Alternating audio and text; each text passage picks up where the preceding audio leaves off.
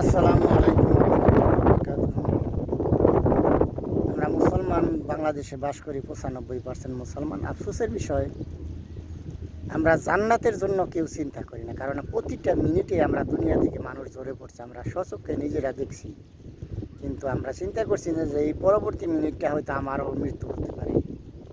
এই জন্য আমার ভিডিওটা আপনাদের কাছে যত দূর পৌঁছে আপনারা শেয়ার করবেন, কারণ হেদায়েতের মালিক আল্লাহ।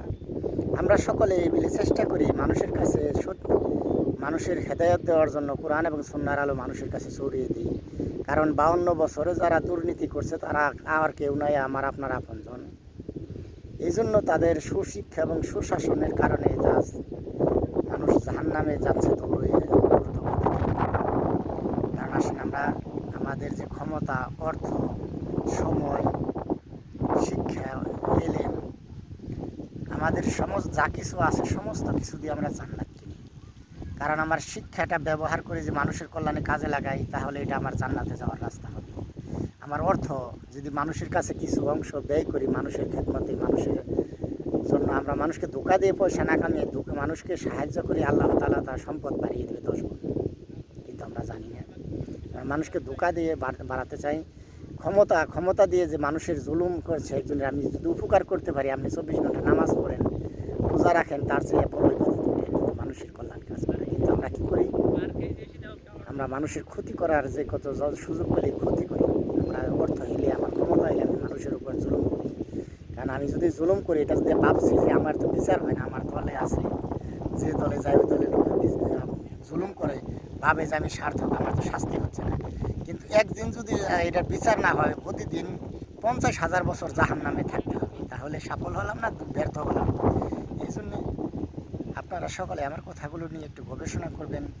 আমি যে শিক্ষা ব্যবস্থা, আমি মাদ্রাসায় পড়িনি, আমার এই স্বল্প জ্ঞানে আমি যেটুকু স্কুলে পড়েছি, এ থেকে আমি বুঝতে পেরেছি যে স্কুলের পড়ালেখায় মানুষকে আদর্শ মানুষ বানানো যায় না। এই জন্য আমি সাধারণ জ্ঞানের সাথে সাথে কোরআন এবং সুন্নাহর জ্ঞান দিয়ে আমি নিজস্ব উদ্যোগে মাদ্রাসা বানাইছি। এই মাদ্রাসাটা শাখা প্রশাখা জানি সারা বিশ্ব করাতে পারি। এর জন্য আর্থিকভাবে সাহায্য সহযোগিতা চাই বাংলাদেশের প্রত্যেকটা নাগরিকের কাছে। এবং আমি এখানে সকল ধর্মের মানুষকে, সকল মাযহাবে লা মাযহাবা আহলে হাদিস সকলকে আমার এখানে পড়তে পারবে।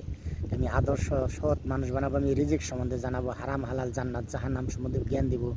আমি তাকে হিংসা বিদ্বেষবিহীন ইসলাম দিব। কারণ আমরা মাদ্রাসায় পড়ে তাদের অন্তরে হিংসায়, প্রতিহিংসার আগুনে জ্বলে। কারণ সে আলেমও জানে যে আমার ওই আলেমের আমল নামার হিসাব আমার কাছে চাইবে না। কিন্তু আফসোসের বিষয়, তারা ধর্ম বিক্রি করে খাওয়ার কারণে তারা এক আলেম আরেক আলেমকে হিংসা করে। আমাদের এখানে ধর্ম বিক্রি করে খাবো না। আমাদের এখানে যে প্রাথমিক শিক্ষা হবে, মাদ্রাসার শিক্ষার সাথে সাথে সে ডাক্তার হবে, ইঞ্জিনিয়ার হবে, সফটওয়্যার হার্ডওয়্যার ইঞ্জিনিয়ার হবে, এবং সে বিভিন্ন নেতা হবে, বিভিন্ন কর্মকাণ্ডে যোগ দেবে, দেশের কল্যাণে কাজ করবে। সে ধর্ম এলেম অর্জন করে সে এলেমটাকে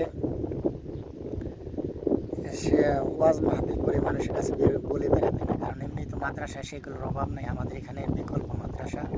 আমার এখানে থেকে শিক্ষা পেয়ে সে দেশ ও জাতির কল্যাণে কাজ করবে, সে ব্যবসা বাণিজ্য করবে, রাজনীতি করবে, সে সরকারি চাকরি করে দুর্নীতিমুক্ত দেশ করবে।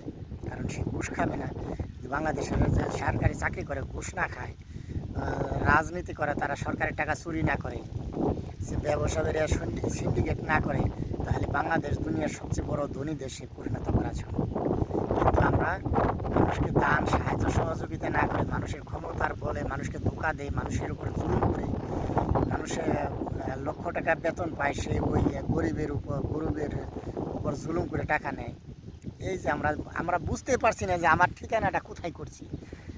কারণ প্রতি মিনিটে দুনিয়া থেকে মানুষ বিদায় হয়, সারা দুনিয়া। এটা আমরা নিজেরাও দেখতে পাচ্ছি যে আপনারা যারা আমার ভিডিও শুনছেন, দেখছেন, তারা দেখেন তো আপনার জীবনে আপনি কত মানুষের মৃত্যু দেখেছেন। তাহলে আপনারটা যে কাল আরেকজনে দেখবে না, এটা কি শিওর আছে? এই জন্য আসেন, আমার হিসাব আপনাকে আমাকে দিতে হবে। এই জন্য আমার পরকালটা সঠিক করি, কারণ আমাদের 10 মিনিটের গ্যারান্টি।